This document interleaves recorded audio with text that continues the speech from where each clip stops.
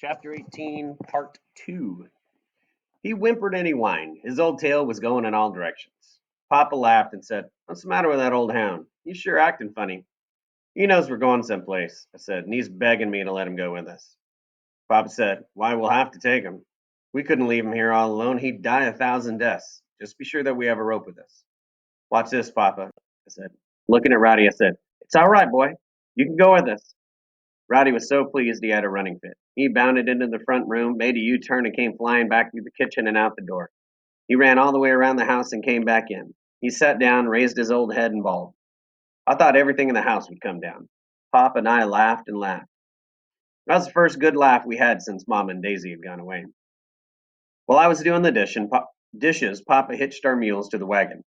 Both of us put on clean overalls and shirts. I even went out to the watering trough and washed my feet a little, but not very much. All the way to town, Papa kept our old mules a-stepping. When we got to the depot, Papa drove around behind it and tied the team to a hitching rail. While he was taking care of the team, I took the rope and tied it to Rowdy's collar.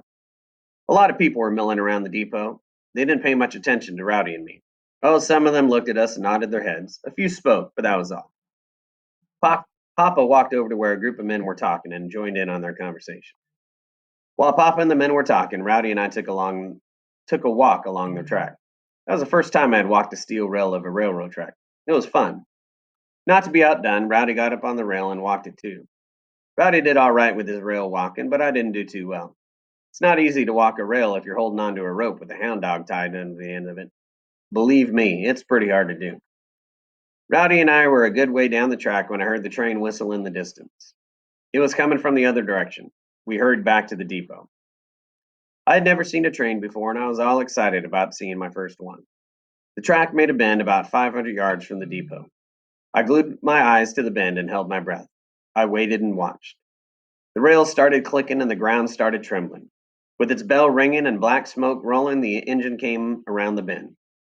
When Rowdy saw the big black noisy engine coming toward him, he got scared. He tried to get between my legs, but I wouldn't let him. I was scared too, and I didn't want a hound dog and a rope wound around my legs if I decided to have a runaway. Rowdy must have gotten so scared he didn't know what he was doing. With every hair on his back standing straight up, he growled and showed his teeth.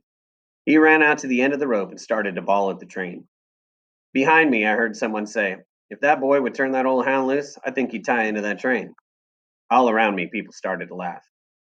Just before the train got to the depot, it whistled. I all but jumped out of my britches. I had never heard anything like it in my life. That whistle was too much for Rowdy. With his tail between his legs, he came scooting back to me and tried to get between my legs again. "Rowdy," I said in a quavering voice, "if you don't sit down and behave yourself, I'm going to whip you." I didn't mean what I said, but I was so scared I had to say something. Jarring the ground with its big pounding wheels, the engine chugged by us. It pulled past the depot a little way, and with steam hissing and brakes squeaking, it stopped. A passenger coach was right in front of us. For several seconds, a silence settled over the people waiting on the depot platform. All I could hear was the hissing breath of the engine. The door of the coach opened, and a black man with a small stool in his hand stepped out. He was wearing a dark green uniform and a round, hard top cap with a long bill. That was the first black man I had ever seen, and I couldn't take my eyes off him. He must have noticed me staring at him. As he set the stool down on the platform, he looked at me and then at Rowdy. With a friendly smile on his face, he said, "Will that hound tree anything?" I swallowed and said, "Yes, sir. He'll tree anything." The smile spread all over the man's face. He said, "That's the kind of dog to have. When I was a boy, I had an old hound just about like him. I still remember that old dog. We had a lot of fun together."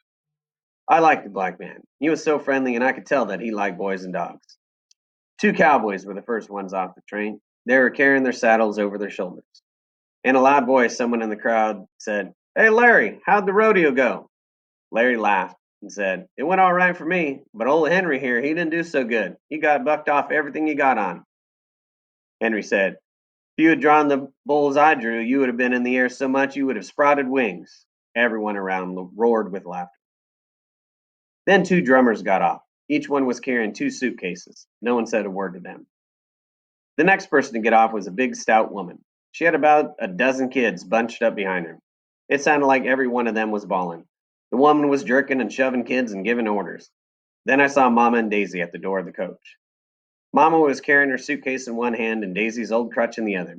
She saw me and smiled. Tears flooded her eyes. Mama didn't waste any time getting off the coach and coming to me. She dropped the suitcase in the crutch, threw her arms around me, and kissed me. She squeezed me so tight I could hardly get my breath.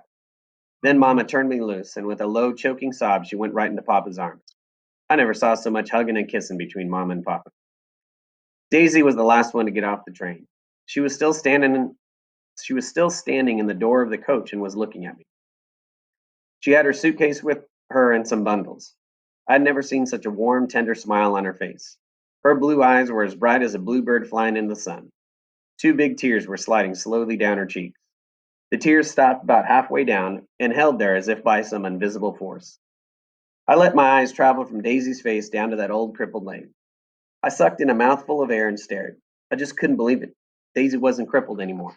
I kept staring from one leg to the other. If I hadn't known which one had been crippled, I never would have been able to guess. There was no difference in either leg.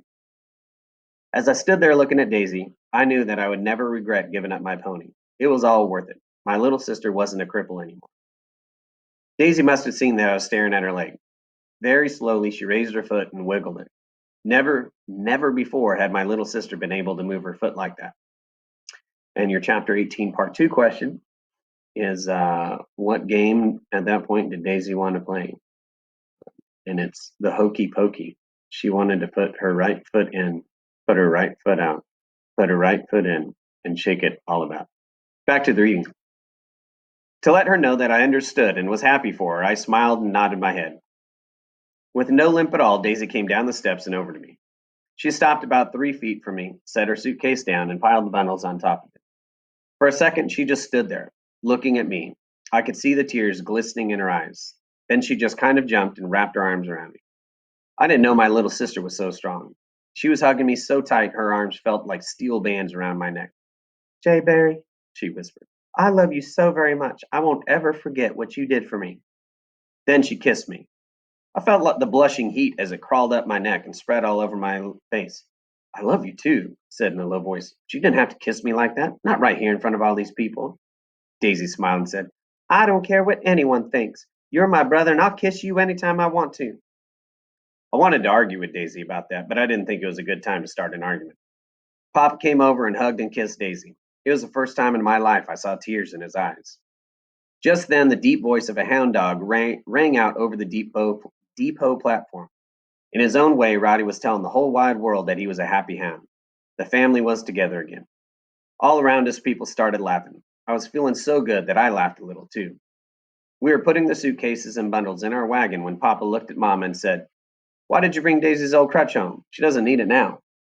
I know, Mama said as she climbed to the wagon seat, but I don't care. I brought it home anyway. I want it hung on the wall in our home where I can see it every day and be thankful. Papa never said a word as he laid Daisy's crutch in the wagon, but I could tell by the look on his face that he was thankful too. End of chapter 18.